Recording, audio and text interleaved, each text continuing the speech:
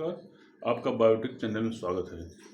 तो बच्चों, जैसा कि इसमें सिक्योरिटी सिस्टम ऑफ ह्यूमन चल रहा है और चाहे नीट का पेपर हो और चाहे बोर्ड का पेपर हो, सभी में ये बच्चों इससे जो है वो क्वेश्चन पूछता है वो। तो लेकिन इसमें क्या है कि वीडियो स्टार्ट करने के पहले जो है वो चैनल को सब्सक्राइब करने से क्या फ़ायदा होता है कि हर एक वीडियो आपके पास तो बच्चों पहुंचता रहेगा और इसको आप जो परिचित हैं उनके तक से शेयर कर दीजिए। इससे क्या फ़ायदा होता है कि जो दूर दराज बैठे हैं आपके परिचित, उनके पास से बच्चों ये वीडियो जो है ये पहुंचता रहेगा और बहुत जानते हैं कि बहुत इम्पॉर्टेंट वीडियो है ये। और हम उम्मीद करते हैं कि आप जो है वो कुशल और स्वस्थ होंगे वो, और हम आशा करते हैं कि जब आप देखेंगे वीडियो तो आपको इससे काफ़ी पेपर में आपको बच्चों हेल्प मिलेगा, क्योंकि जो पढ़ाया जा रहा है उससे सारे क्वेश्चंस आप बच्चों आपको इससे मिलेगा। तो हम स्टार्ट करते हैं सिक्योरिटी सिस्टम का। और जो है ये तो आज है बड़े इम्पॉर्टेंट हेडिंग है वो, chemical composition and physical nature of urine. अगला हेडिंग आता है chemical composition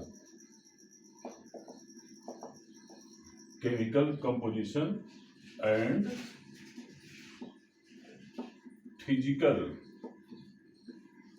physical nature of urine.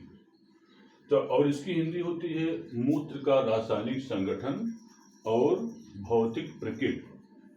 तो मैंने इसकी हिंदी होता है मूत्र का रासायनिक संगठन और भौतिक इसकी प्रकृति क्या होती है वो।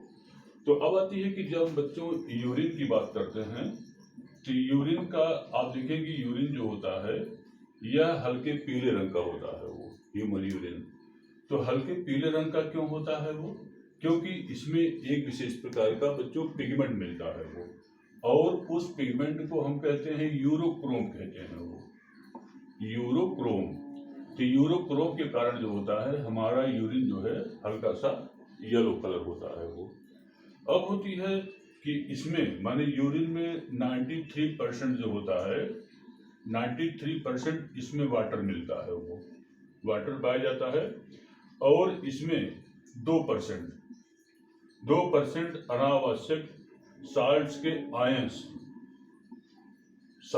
आयंस और 2.6% इसमें यूरिया और 0.3% बच्चों जो होता है इसमें क्रिएटिनाइन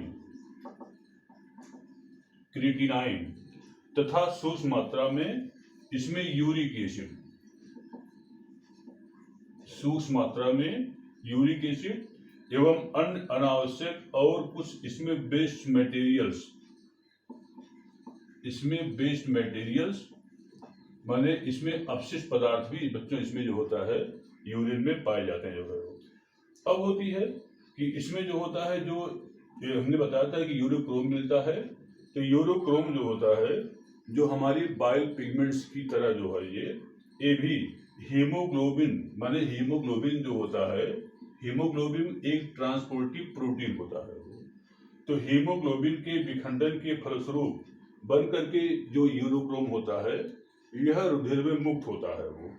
अब होती है कि हमारा यूरिन जो होता है क्षारीय नहीं, बल्कि यह जो होता है यह हल्का सा अम्लीय, माने ये क्या होता है बच्चों, एसिडिक होता है वो। एसिडिक माने क्या मतलब कि ये अम्लीय होता है वो। और इसकी जो पीएच वैल्यू होती है, पीएच वैल्यू यह 6 होता है वो, माने कि 6 मतलब इसे क्या हो जाएगा, ये एसिडिक या अम्लीय होता है वो। अब होती है कि एक वयस्क जो होता है माने एक एडल्ट पर्सन होता है, वह दिन भर में लगभग 1 से 1.5 लीटर जो होता है यूरिन को प्रतिदिन जो होता है एक्सक्रीट करता है वो। अब होती है कि मूत्र माने कि अगर मूत्र के विश्लेषण द्वारा जो है वो कई प्रकार के जो किडनी होती है वो, किडनी के प्रॉब्लम जो मेटाबॉलिक डिसऑर्डर होता है उससे हम इसको और बॉडी में जो डिजीज होते हैं उससे हम पता कर लेते हैं। माने जो पैथोलॉजिस्ट होता है पहले यूरिन को क्या करता है जो है वो टेस्ट करता है कि, और उससे बॉडी के किडनी के जो डिसऑर्डर डिजीज होते हैं उससे उसको पता चल जाता है कि क्या बीमारी है वो। अब होती है कि जिस समय, जैसे कि एक हम बात करते हैं मूत्र में ग्लूकोज, और उसको बोलते हैं ग्लाइकोसोरिया, ग्लाइकोसारिया कहते हैं जो है वो, मूत्र में ग्लूकोज और कीटोन का है, तो ग्लूकोज की उपस्थिति जो है एक ग्लाइकोसोरिया कहलाती है वो। और प्रोटीन बॉडी की उपस्थिति, प्रोटीन बॉडी की उपस्थिति कुछ क्या कहते हैं वो, कीटोन्यूरिया कहते हैं वो, कीटोन्यूरिया कहलाता है वो। और इससे जो होता है तो ग्लाइकोसूरिया और कीटोन्यूरिया जो होता है यह diabetes, diabetes diabetes mellitus, diabetes mellitus के लक्षण होते हैं। माने अगर बॉडी में ग्लाइकोसूरिया है तो कीटोन्यूरिया है वो, तो इसके लक्षण जो होते हैं क्या है, डायबिटीज मेलिटस के लक्षण होते हैं वो। तो और जानते हैं डायबिटीज मेलिटस होता है जिसको कि मधुमेह कहते हैं वो। और मधुमेह डिजीज में प्रॉब्लम क्या होती है कि बार बार जो है आदमी जो होता है यूरिन को निकालता है वो, और इसमें जो होती है वो 3 प्रॉब्लम होती है वो। और इसमें क्या होता है, पॉलीयूरिया, पॉलीयूरिया माने क्या मतलब कि यूरिन को अधिक मात्रा निकालता है वो, माने इस डिजीज में जो होता है यूरिन को बार बार निकालता है, इसको पॉलीयूरिया कहते हैं वो। अगला होता है पॉलीफेजिया, पॉलीफेजिया माने उसको बार बार भूख लगती जो है वो, पॉलीफेजिया। और अगला होता है चूंकि पानी को बार बार माने ज्यादा पेशाब मात्रा में करता है वो, इसलिए इसको हम पॉलीडिस्पिया, पॉलीडिस्पिया माने उसको ज्यादा प्यास लगती है, that condition is known as the polydipsia कहलाता है। तो पॉलीयूरिया माने यूरिन बाहर बार बार निकालना, पॉलीयूरिया कहलाता है। पॉलीफेजिया माने क्या मतलब उसको ज्यादा बार बार भूख लगती है वो। और पॉलीडिस्पिया माने क्या होता है, उसको अधिक प्यास लगती है, पॉलीडिस्पिया कहलाता जो है वो। तो अब आती है बच्चों, ये है माने यूरिन का chemical composition and the physical nature of the urine रहा, जो कि एग्जाम में बच्चों ये पूछता है, चाहे नेट का पेपर हो और चाहे जो है वो जितने बोर्ड होते हैं उससे बच्चों ये कुछ इसमें पूछा जाता है वो। नेक्स्ट हेडिंग होती है कि what is the importance of the excretion. Next heading आता है इम्पोर्टेंस ऑफ एक्सक्रीशन।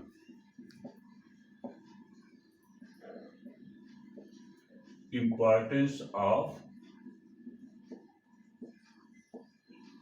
एक्सक्रीशन, और इसकी हिंदी होती है उत्सर्जन का महत्व। तो अब आती है कि इसमें क्या होता है, उत्सर्जन का हमारे दैनिक जीवन में बहुत ही महत्वपूर्ण होता है क्योंकि मेटाबॉलिक प्रोसेस के तहत जो होता है हमारे बॉडी में कुछ ऐसे सब्सटेंस का फॉर्मेशन होता है जो कि हमारे बॉडी के लिए क्या होते हैं, हार्मफुल होते हैं वो। तो उनका बॉडी से निकलना बहुत ही आवश्यक होता है वो। और अगर बॉडी से बच्चों उड़ना निकले तो हमारे बॉडी के लिए क्या बन जाते हैं वो, प्रॉब्लम क्रिएट कर देते हैं जो है वो। तो ऐसे सब्सटेंस को हम एक्सक्रीटरी सब्सटेंस कहते हैं वो। और इसमें जो ऑर्गेन्स भाग लेते हैं उससे हम एक्सक्रीटरी ऑर्गेन्स कहते हैं, जैसे कि हमने किडनी के बारे में बात किया था जो है वो। तो अब आती है कि अब इसमें क्या होता है वो कि इसी साइड हेडिंग होती है fluid compartments of our body, fluid compartments, fluid compartment of our body. और इसकी हिंदी होती है हमारे शरीर का तरल भाग। तो जिस समय हमारे शरीर के तरल का भाग कवर करते हैं तो इसमें 2 बातें आती जो है वो। एक होता है TBW, नंबर 1 कहलाता है TBW, और इसका फुल फॉर्म होता है total body water, total body water, और इसे कहते हैं TBW। और सेकंड होता है ECF, नंबर 2 आता है ECF, और इसका फुल फॉर्म होता है एक्स्ट्रा सेलुलर फ्लूइड, ECF, और इसका फुल फॉर्म होता है एक्स्ट्रा सेलुलर फ्लूइड होता है वो। अब होती है कि जिस समय हम टोटल बॉडी वाटर की बात पहले आता है TBW, और बच्चों इसका फुल फॉर्म होता है टोटल बॉडी वाटर, माने कि इसमें क्या होता है कि आपके शरीर में कितना वाटर है जो है। अब होती है कि जब हम टोटल बॉडी वाटर की बात करते हैं तो हमारे शरीर का लगभग 57%, माने 57% भाग बच्चों जो होता है ये, इसमें क्या मिलता है वो वाटर होता है वो, और जो कि शरीर में 2 श्रेणियों के तरल पदार्थों के साल्वेंट का ये काम करता है वो। अब आती है कोशिकाओं के साइटोसाल अर्थात आईसीएफ, और इसको कहते हैं इंट्रासेलुलर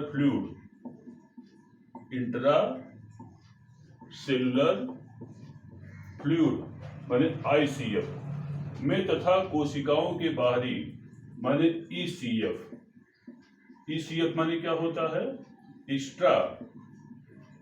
एक्स्ट्रा सेलुलर फ्लूइड, इसका फुल फॉर्म क्या होता है ईसीएफ माने ईसीएफ में माने क्या मतलब कि ये 2 तरल पदार्थों के रूप में होता है वो।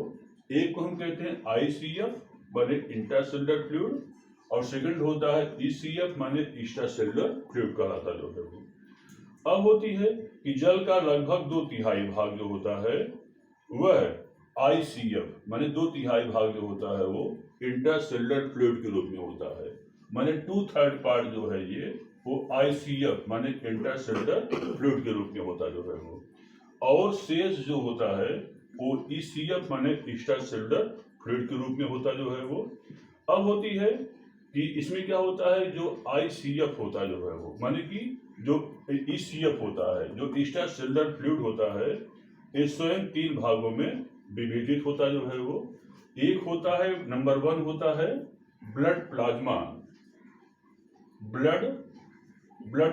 होता जो है बच्चों ये। तो ब्लड प्लाज्मा जो होता है इसका लगभग 20% भाग बनाता जो है वो। अब होती है अगला होता है लिम्फ माने लसिका होता जो है ये, यह जो है लगभग 5% भाग बनाता जो है वो। और अगला होता है टिश्यू फ्लूइड, नंबर 3 होता है, इसे हम टिश्यू फ्लूइड कहते हैं जो है वो। और ये जो टिश्यू फ्लूइड होता है ये टोटल का 75% भाग बनाता जो है। मीन्स ब्लड प्लाज्मा जो होती है ईसीएफ का लगभग 20% भाग, और लिम्फ माने जो लसिका होती है वो 5% भाग बनाती है, और टिश्यू फ्लूइड माने जो ऊतक द्रव होता है ये बच्चों जो होता है 75% जो होता है ये भाग बनाता जो है ये। माने क्या मतलब वायु कोश की तरल जो होता है ये 3 भागों में क्या होता है ये विभाजित होता है। नंबर 1 होता है ब्लड प्लाज्मा जो ईसीएफ का लगभग 20% भाग, और लसिका जो कि ईसीएफ का लगभग 5%, और इसमें क्या होता है अगला होता है टिश्यू फ्लूइड होता जो है वो, और जो कि ईसीएफ का लगभग बच्चों जो होता है सबसे अधिक भाग, और 75% बच्चों जो है ये भाग का फॉर्मेशन करता है वो। अब होती है अगला हेडिंग होता है ईसीएफ माने एक्स्ट्रासेलुलर फ्लूइड। नेक्स्ट आता है ईसीएफ, और उसे कहते हैं एक्स्ट्रासेलुलर